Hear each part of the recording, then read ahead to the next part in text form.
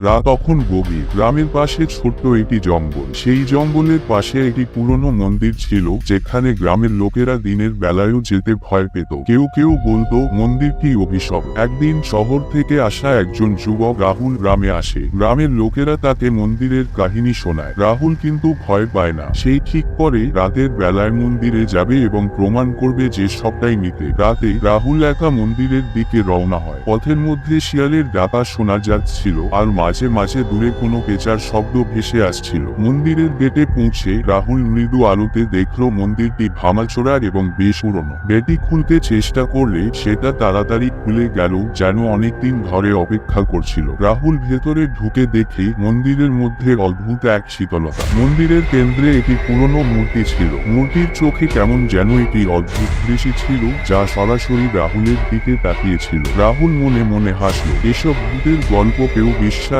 করে, সে নিজেকে বলল। ঠিক তখনই বাতাসের মধ্যে একটি চাপা শব্দ শোনা গেল, যেন কেউ ফিসফিস করে কিছু বলছে। রাহুল চারপাশে তাকালো, কিন্তু কাউকে দেখতে পেল না। হঠাৎ মূর্তির চোখ দুটি লাল হয়ে গেল, আর মন্দিরের দরজা নিজে থেকেই বন্ধ হয়ে গেল। রাহুলের গলা শুকিয়ে গেল। সে দরজার দিকে ছুটল, কিন্তু দরজা বন্ধ এবং বাইরের হাওয়া ধাক্কা দিয়ে ভিতর ঢুকে লাগলো। রাহুলের গা দিয়ে ঘাম ঝরতে শুরু করলো। সে পিছন ফিরে মূর্তির দিকে তাকালো। মূর্তির মুখে তখন একটা ভয়ানক হাসি ছিল। হঠাৎই মূর্তির হাত থেকে একটি পাথরের তলোয়ার বেরিয়ে এলো, আর সেটা রাহুলের দিকে আসে শুরু করলো। রাহুল কিছু বুঝে ওঠার আগে একটি শক্তিশালী ধাক্কা তাকে মন্দিরের বাইরে ছুঁড়ে দিল। সে পড়ে গিয়ে দেখলো গ্রামের বুড়ো পুরোহিত তার সামনে দাঁড়িয়ে আছে। পুরোহিত বলল, তুমি ভালো হয়েছে যে তুমি বেঁচে গেছো। এই মন্দিরে সত্যিই কিছু অশুভ শক্তি আছে। রাহুল অবাক হয়ে পুরোহিতের দিকে তাকিয়েছিল। পুরোহিতের কথায় সে বুঝতে পারল সে মন্দিরের রহস্য জানার চেষ্টা করে বড় ভুল করতে যাচ্ছিল। সে আর কখনোই সেই মন্দিরের পথে পা বাড়ায়নি।